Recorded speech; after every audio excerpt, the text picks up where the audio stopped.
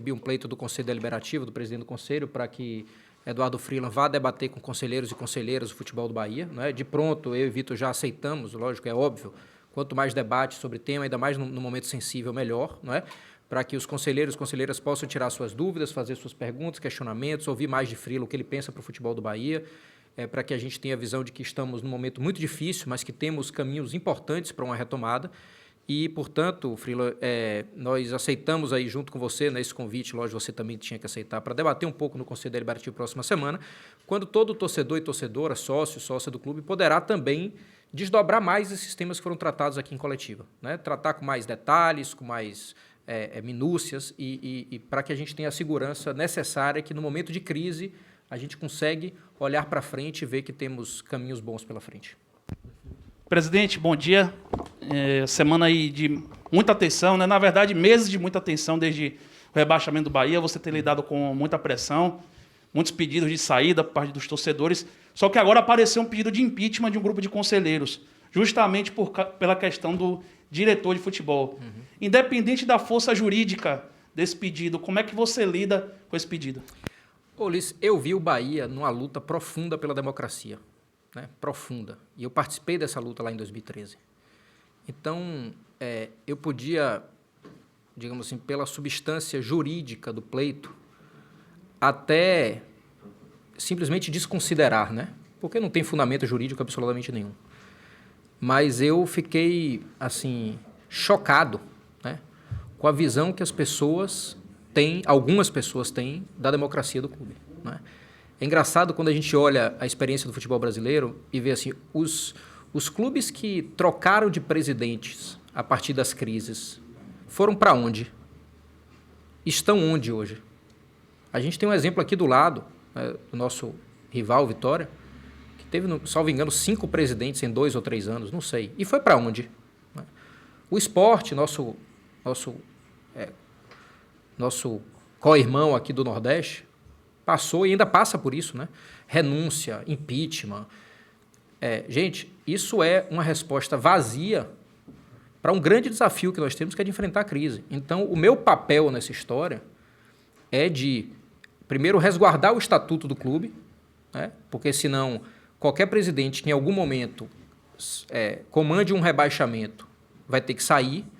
E aí, depois disso, qualquer presidente que não ganhar uma competição vai ter que sair. E depois disso, qualquer presidente que perder 3 partidas seguidas vai ter que sair. Então, para mim, são escolhas que eu diria que estão no nível da irresponsabilidade. Isso não significa, Ulisses, que eu deixe de trazer para mim o impacto de uma crítica profunda que isso significa. Né? E eu sinto e reconheço isso. Eu não posso menosprezar o simbolismo de movimentos, né, como esse, mesmo sendo irresponsáveis, como eu disse, mas eu estou no momento não é de pensar em mim. Porque se fosse para pensar em mim, meu amigo, era a coisa mais fácil. Eu tenho minha vida resolvida, eu pegava minhas coisas e ia embora. Eu estou pensando na democracia do clube, que tantas pessoas lutaram por ela, e de como determinados movimentos dito irresponsáveis, com a democracia, com o estatuto e com a estrutura do clube, com a história do clube, podem fazer, porque o problema não é eu sair ou não sair. O problema é se um presidente sai por causa de um rebaixamento, o próximo vai sair porque não ganhou uma Copa do Nordeste, o outro vai sair porque não ganhou o Campeonato Baiano, e o outro vai sair porque perdeu 3 partidas seguidas. E aí o Bahia vai virar um clube que vai ter 5 presidentes a cada 3 anos. E todo mundo já sabe onde isso vai dar.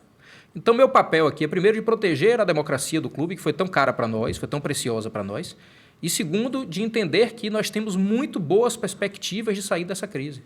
Muito boas. Né? Eu vou me permitir me alongar um pouco, né, com a paciência de vocês. Nós temos uma profunda crise no futebol, mas nós estamos num processo final de superação da crise da pandemia do Covid. Né? Eu tenho falado muito pouco sobre isso, Ulisses, até porque eu tenho buscado fazer mais do que falar, e eu disse isso no começo do ano. O Bahia está num processo, por exemplo, de reestruturação da sua dívida, que vai nos dar, no curto, médio prazo, um ganho absolutamente incrível de enfrentamento desse problema histórico do clube. Né? Vou dar o exemplo aqui, por isso que eu vou me permitir me alongar um pouco e pedir a todos paciência. Né? que temas financeiros e de gestão às vezes não são tão interessantes para o torcedor, mas a gente precisa falar, né? Nós estamos praticamente quitando uma dívida da BWA, que é um processo histórico do Bahia, de mais de 20 milhões. Né? Uma confissão de dívida de 2011, que foi... surgiu um papel aqui, né, com a confissão de dívida de 6 milhões e pouco. Parte disso a gente identificou dentro do clube, parte não. Mas, enfim, o Bahia tem uma condenação hoje que 10% de toda a sua receita, desde setembro de 2019, ela é sequestrada para pagamento dessa dívida. Essa dívida, nós temos já mais de 23 milhões alocados lá dentro. Em plena pandemia, 10% das verbas do Bahia foi sequestrada para pagamento dessa dívida. Ou seja, já tem 23 milhões lá, faltam 470 mil. Está praticamente esgotando essa dívida, que é a dívida histórica do clube. Segundo ponto, a dívida a dívida trabalhista, né, que está hoje entre 25 e 30 milhões. Nós recebemos uma proposta, também não comentei sobre isso, vou comentar agora, né? Recebemos uma proposta há cerca de 30 dias atrás, melhor do que tínhamos recebido para a venda do Fazendão, e por isso nós ainda não tínhamos efetivado a venda do Fazendão.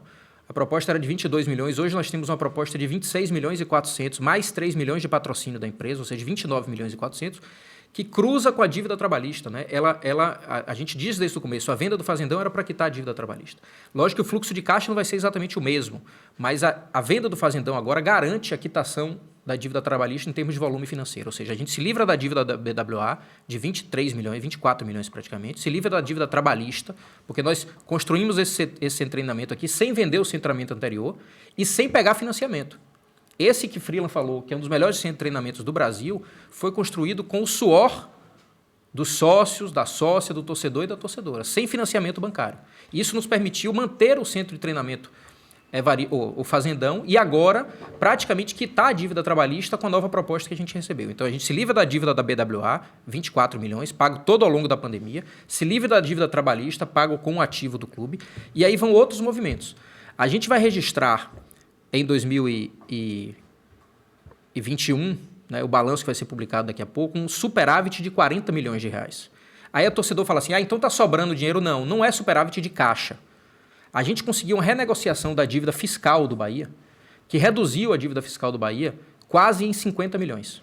Quase em 50 milhões. Por conta de uma lei de refis, de refinanciamento, que foi aprovada no Congresso Nacional e teve um acompanhamento nosso. Eu, quando era membro da Comissão Nacional de Clubes, participei da elaboração do projeto de lei no Congresso Nacional e mostrei a dificuldade que os clubes de futebol tinham para manter em dia o seu pagamento durante a pandemia. Essa lei foi aprovada, foi sancionada pelo governo federal e hoje resultou numa redução de quase 50 milhões da dívida fiscal que nós tínhamos. Portanto, vai aparecer esse superávit lá, lembrando ao torcedor que não foi sobra de dinheiro, é um superávit contábil, é a redução da dívida. Portanto, nós temos 50 milhões de redução da dívida fiscal, quitação da dívida da BWA de 23 milhões, quitação da dívida trabalhista no casamento com o fluxo de recebível do Fazendão, e uma outra coisa importante, que é um processo que amedronta o clube, de aproximadamente 100 milhões de reais, que é o processo do Opportunity, ainda decorrente da briga com o Banco Opportunity do Basa no final da década de 90, a briga mais recente nos anos 2000.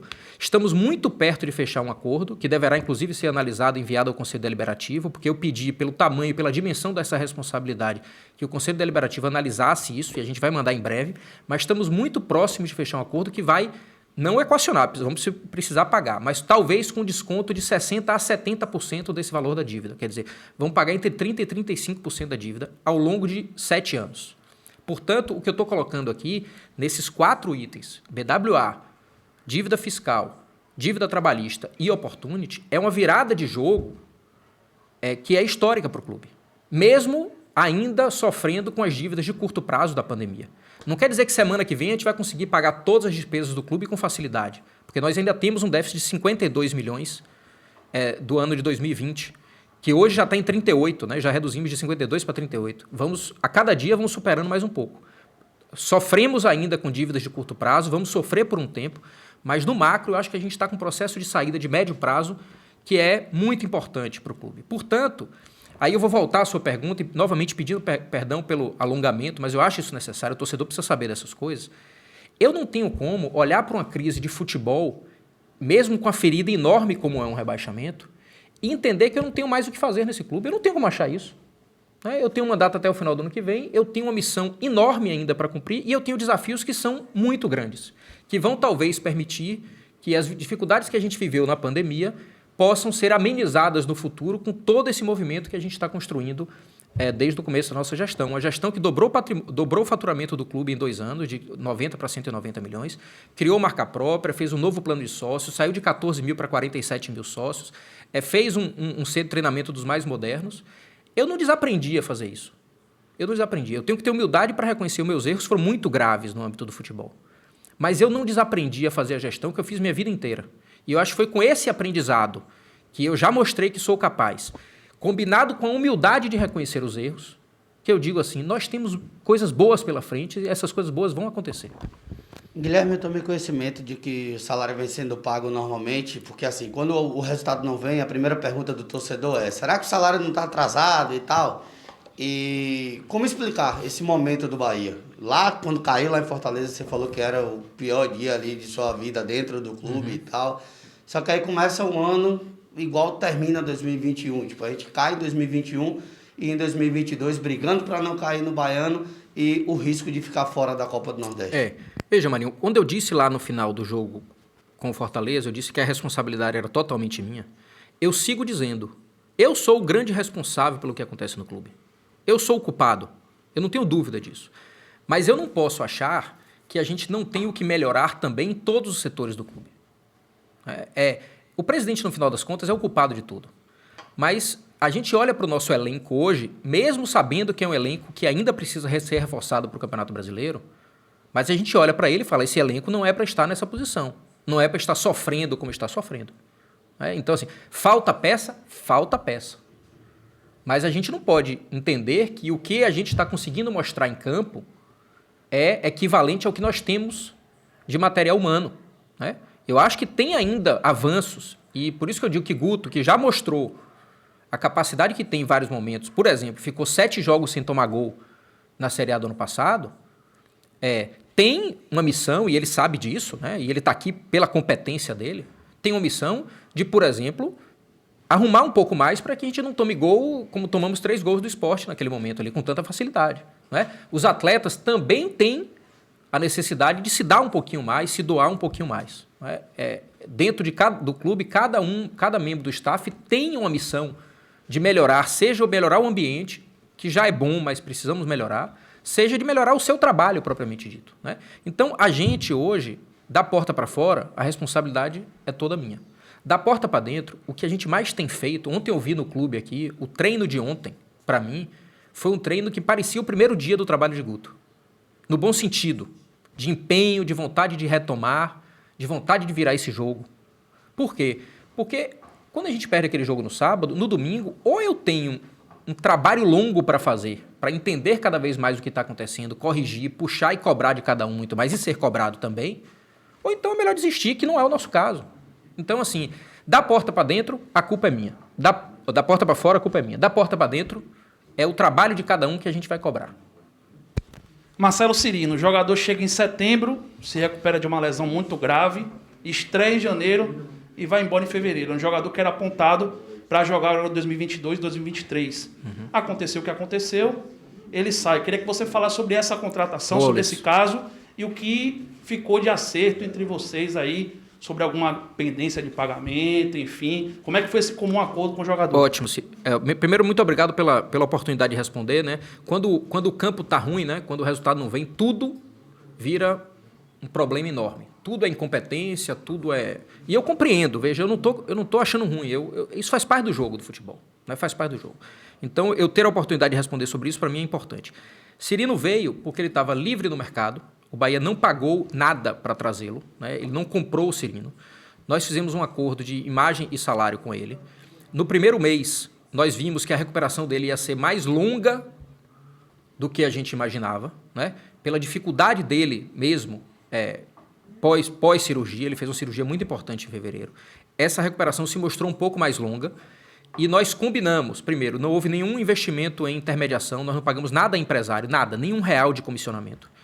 E nós combinamos de manter o salário dele em dia e de negociar posteriormente o pagamento de imagem. Por quê? porque dentro daquilo que estava estabelecido, nós entendíamos que o salário é para a subsistência, né, da sua família, de tudo aquilo, e que a gente precisava também que o jogador voltasse a campo, nos ajudar a performar para que a imagem fosse paga. E combinamos isso tudo da melhor forma civilizada possível.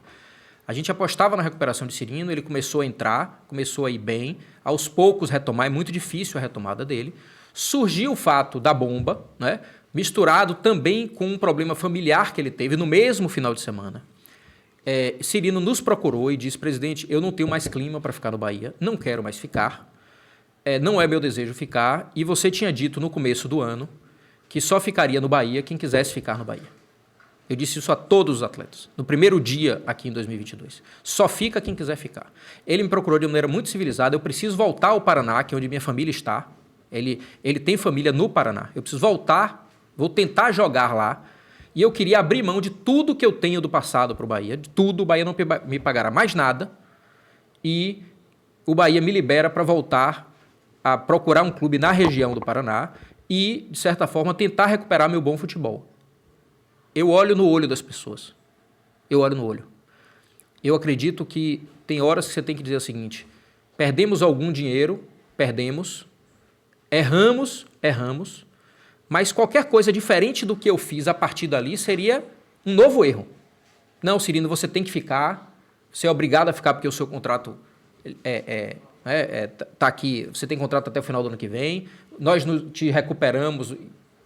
Ou seja, ia ficar um jogo, digamos assim, de desinteresse das duas partes, e que hoje, no momento que a gente está, eu estou muito mais pensando em não cometer novos erros do que ficar preso a erros do passado. Virar a página, limpar o ambiente, dizer: se você quer ir, não quer ficar aqui, vai, eu também não posso te pagar mais nada, porque o clube não pode ter um prejuízo maior do que eu já teve. Vira a página, e o que a gente gastaria com ele numa folha abre espaço para a gente trazer atletas que talvez tenham mais intensidade e desejo de estar aqui. Porque a saída dele abre caminho para outros. Guilherme, hoje o momento é de protesto, de pedir a sua saída, como você já falou, mas o governador liberou aí 50% da capacidade.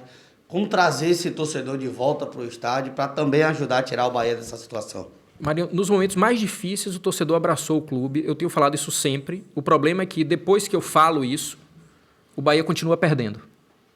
Esse é o problema. Porque o torcedor também não quer ser reconquistado pela palavra. Ele quer ser reconquistado pela bola entrando, não é pelo resultado. Mas não vai acontecer uma coisa primeiro para depois vir outra. Não vai ser primeiro a bola entrar para o torcedor voltar a acreditar no clube. Essas coisas podem acontecer de forma conjunta. Então, eu respeito e eu digo com toda humildade e dou razão ao torcedor pelos protestos. Dou razão. Acontece que, do outro lado, tem um clube que ele ama, que ele é apaixonado e que ele quer participar. Eu tenho certeza que, no íntimo, o torcedor quer parar de ficar revoltado com o Bahia. Ele quer. Ficar revoltado com o Bahia é uma coisa do momento, mas ele está louco para voltar a abraçar o clube. Não é? Eu acho apenas que essas coisas não vão acontecer primeiro uma coisa, depois outra. Nem a gente pode cobrar do torcedor que venha primeiro para depois a gente dar o resultado, nem a gente também conseguirá dar o resultado primeiro se o torcedor não participar disso. Então, o meu desejo muito íntimo é que a gente seja capaz de entregar nos próximos jogos a competitividade e o resultado que o torcedor quer e merece, e o torcedor consiga reagir a isso no mesmo momento, com presença, com apoio, mesmo com desconfiança, mas um apoio com desconfiança. É isso que eu desejo muito. Vou me alongar um pouquinho agora na pergunta. Pois no não. futebol, é comum que os dirigentes falem que o técnico está prestigiado em um momento de pressão. E você acaba de falar que viu ontem o Guto como se estivesse no primeiro dia, dedicado, como sempre faz, né? Normal. O Guto Ferreira tem uma história no Bahia, isso todo mundo sabe. Na situação do Roger, antes dele cair, você tinha publicado um longo texto falando sobre o trabalho dele e pouco depois ele cai. E aí eu te pergunto, Belintani, a depender da situação do Bahia na Copa do Nordeste, no Campeonato Baiano, o Guto segue para a Série B, você consegue garantir isso para o seu torcedor? Ulisses, falar uma coisa sobre isso é muito importante, né? Futebol, e Freeland falou isso muito, ele muda muito de circunstância de semana para semana. O que eu posso te responder é com uma análise que nós temos feito. É o seguinte, se nós tivéssemos um treinador aqui hoje e esse treinador fosse demitido, nós procuraríamos Guto Ferreira para assumir o Bahia. Então, dito isso, eu preciso sempre considerar isso para qualquer decisão que eu tome.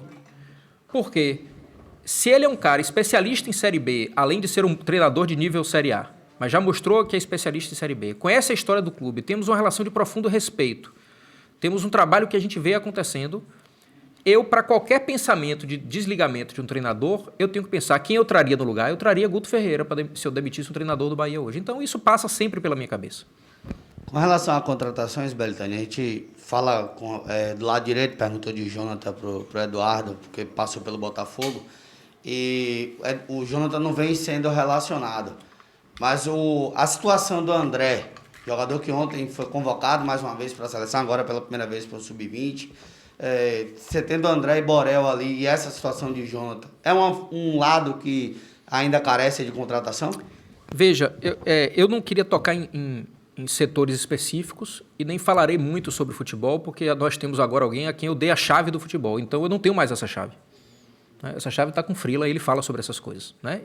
Eu peço apenas alguns dias, porque ele vai se ambientar e vai dar uma resposta com muito mais qualidade do que a que eu daria agora. Né? Eu acho que cabe a ele agora fazer essa avaliação e ter esse tipo de resposta. Fala da convocação de André. Ah, sim, muito boa, né? Muito boa. Assim, Marinho, para nós é um orgulho enorme, né? A primeira Sub-20. André é um cara que tem histórico já de seleção brasileira e está mostrando no profissional, mesmo ainda precisando, né, melhorar muito, a gente sabe disso, um jovem, e Borel também, um jovem em formação, mas a gente vê que a gente começa a revelar muitos jogadores na sequência do que a gente já vem fazendo há algum tempo. E talvez isso é uma boa notícia, mas também explica muito o sofrimento do nosso time atualmente. A idade média do nosso time é baixíssima. É baixíssima, nós estamos com muitos jovens em campo. A torcida sempre nos cobra que use a base. Mas é lógico que a gente tem que usar a base também de uma forma que o time não sofra como vem sofrendo. Né? Porque senão os próprios meninos da base não conseguem ser revelados num time que perde como a gente está perdendo. Mas eu estou muito otimista com as gerações que vêm. A gente tem gerações muito boas dentro do clube, 2004, 2005, né? Nós temos jogadores de um nível muito fora da curva, 2006, 2007, inclusive resultante do projeto de iniciação que a gente começou em 2018, sub-13, sub-11, sub-9.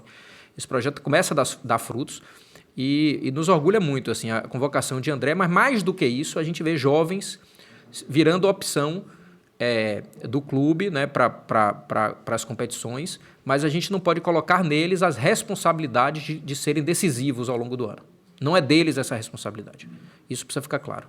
Na medida que os dias vão passando, o assunto vai esfriando aqui dentro do Bahia, então é sempre bom a gente tocar nesse assunto. O Bahia tem alguma atualização a respeito do atentado naquele jogo contra o Sampaio? E outra, os casos de violência aí parece que vão aumentando, o efeito dominó, cada vez mais, teve no México agora, Brasil nem se fala, né? Vários casos depois do Bahia. Queria que você falasse sobre esses dois temas, se vai ter alguma atualização e o que dizer sobre tamanha violência que a gente está vivendo. Isso é importante, Ulisses, porque isso impacta todos nós. Né? Esses dias foi com nossos jogadores, amanhã pode ser com vocês da imprensa, que porque falaram alguma coisa que o torcedor não gostou, falaram alguma coisa que algum bandido que está infiltrado na torcida não gostou. Vocês podem sofrer com isso, a gente pode sofrer com isso, os jogadores podem sofrer com isso, como já estão sofrendo. Né? Eu acho que, primeiro, nós temos uma missão como sociedade civil que somos, num país democrático, aberto e livre, porém um país que tem muito bem regulado direitos e deveres das pessoas. A gente tem a missão de separar o que é ódio, o que é raiva, o que é exagero, do que é uma cobrança natural dentro do futebol. Né? Quem não quer ser cobrado no futebol, não se envolva no futebol. Quem não quer ser, de certa forma, rigorosamente cobrado e, de certa forma, situado ali dentro do futebol, não vá para isso. Quem se envolve com o futebol sabe que é cobrança mesmo. Mas daí ser permissivo com o discurso de ódio que tem tomado conta da sociedade brasileira e entender que tudo vale, alguns falam assim, tudo vale menos violência física. Eu já acho errado isso. Nem tudo vale. Nem tudo vale. Você é responsável pelo que você diz. Você tem que ser responsável pelo que você diz. E, além disso, tolerar a violência física, nós vamos cair num mecanismo muito perigoso que pode envolver torcedor, torcedora, filhos de torcedor, filhos de torcedora, e confundir isso com a cobrança que deve ser normal no futebol. A segunda coisa, então isso no plano mais aberto, a segunda coisa é que eu acho que a partir do momento que o governador colocou no Twitter dele que as pessoas serão encontradas e punidas, eu estou tranquilo. Porque se isso não acontecesse, o governador não colocaria no Twitter dele. Então eu estou tranquilo porque o governador me disse, a mim não, a toda a sociedade baiana, que as pessoas serão serão encontradas e punidas. Presidente, eu tinha te perguntado da última vez a respeito de SAF, que tínhamos praticamente 2 meses falando de SAF, e ontem volta novamente esse assunto. O Nicola falando, o pessoal do UOL também, entre outros profissionais de imprensa fora da Bahia. Qual é a situação de momento? Já surgiu alguma novidade? O que é que você pode falar a respeito disso? Bom, Marinho, vamos lá. Eu tenho dado respostas muito genéricas sobre esse tema, mas eu vou me permitir aqui, talvez, falar de forma um pouco mais específica. Certo? Não estava nos meus planos falar isso hoje, mas eu acho que a gente está num momento de avanço que talvez eu possa aqui, por minha mera liberalidade, falar um pouco, certo? Na verdade, a entrevista está muito maior do que eu imaginava, né? Eu achei que você ia fazer 1 ou 2 perguntas, né? Mas, assim, quando a lei da SAF foi elaborada, eu era também membro da Comissão Nacional de Clubes, coordenador da Comissão Nacional de Clubes, e eu participei em vários debates no Congresso Nacional sobre a elaboração da lei. Influenciamos bastante, ouvimos vários clubes, eu era o representante dos clubes nessa discussão, e a lei saiu de uma forma muito positiva para o futebol brasileiro, né? De fato, o Congresso Nacional nos ouviu, e o resultado disso é uma lei moderna e que, de fato, vai mudar a realidade do futebol brasileiro. Dito isso, qual é o nosso cenário? Nós temos aí 10, 12 clubes do futebol brasileiro que, economicamente, nós não temos nenhuma condição de disputar. Não são clubes com os quais o Bahia vai disputar. Grêmio e Inter, Atlético Paranaense, a gente pode até chegar lá, porque é possível, mas num processo de 10, 15 anos. Mas os 5 clubes de São Paulo, o Flamengo, o Vasco, eu estou falando de volume econômico, né? Cruzeiro, Atlético Mineiro. Além disso, vai haver nos próximos 2, 3 anos um movimento de transformação de clubes pequenos e médios em sociedades anônimas do futebol, que vai tornar esses clubes economicamente maiores do que o Bahia, economicamente. Às vezes clubes inexpressivos sob o ponto de vista de biografia, de história, de títulos, mas vão virar da noite para o dia economicamente mais fortes que o Bahia, e o Bragantino é um exemplo disso, né? Ou seja, se a gente tiver 10, 12 clubes que economicamente já estão acima de nós, e mais 5 que virem SAF e virem também economicamente acima do Bahia, nós vamos ter um cenário de Série A do futebol brasileiro que vai sobrar pouco espaço para clubes médios que não tenham se transformado em SAF. Dito isso, você vai dizer, então o Bahia tem que se transformar em SAF? Não, não precisa, mas precisa ter conhecimento desse cenário. Pode escolher não se transformar, mas tem que conhecer que o cenário vai ser um cenário muito difícil daqui a 3, 4 anos. Não tem problema, preferimos um clube que a gente seja dono, não venda a ninguém, somos proprietários, decidimos, democrático, aberto, porém, precisamos saber as consequências dessa decisão. Fazer SAF ou não fazer SAF não é certo nem errado, é uma escolha. É uma escolha. A gente quer um clube mais competitivo e que a gente interfira menos politicamente, ou queremos um clube que, de fato, a gente comande politicamente, mas seja menos competitivo? Essa resposta tem que ser dada não por mim, mas pelo torcedor. Dito isso, eu e Vitor, desde então, buscamos desenhar o melhor projeto possível para uma SAF no Bahia, para que na hora que o sócio e o conselheiro estudem esse tema, eles não comparem manter-se como associação ou uma SAF ruim. Tem que ser o seguinte, qual é o melhor projeto possível para o Bahia? E eu vou escolher isso ou manter-me como associação. Essa é a grande discussão de qualidade que poucos clubes estão fazendo no futebol brasileiro. Então, nós, desde o ano passado, promulgada a lei, nós fomos buscar a concepção do que seria o melhor projeto para o Bahia. Nós avançamos muito e nós estamos muito próximos da construção desse projeto. Porque o Bahia não está no mercado atrás de um cheque. Nós estamos atrás de um projeto. Veja como as discussões da SAF no futebol brasileiro estão dizendo tal grupo vai investir 700 milhões, 800 milhões, 1 bi, 400 milhões. Isso não está no centro da nossa pauta. O centro da nossa pauta é qual é o projeto que nós queremos colocar para o sócio e a sócia, o conselheiro e a conselheira analisarem. E dentro desse projeto está o dinheiro, é óbvio. Não se constrói um projeto, né, vencedor que mude o Bahia de patamar sem injeção de recurso. Mas o recurso não pode ser a única decisão. Então eu diria que hoje, como está o nosso momento, nós conversamos com muita gente, muitos grupos. Tinha dito há um tempo atrás que Grupo 3 City grupos entre eles? estava próximo. Eu não vou falar nenhum nome, Ulisses, por uma coisa seguinte. Se eu falar o nome de um, eu simplesmente exponho uma negociação que não está no momento. Né? Então, não estou dizendo nem que sim, nem que não, nem grupo City, nem grupo Alfa, nem grupo Beta.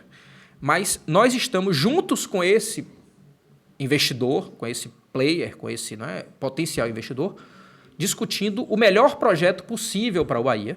E o melhor projeto possível é um projeto que mude o Bahia de patamar, que faça com que a gente consiga aspirar coisas maiores do que ter sempre uma limitação financeira, depender sempre da quantidade de sócios para poder estar mais ou menos alavancado. Né?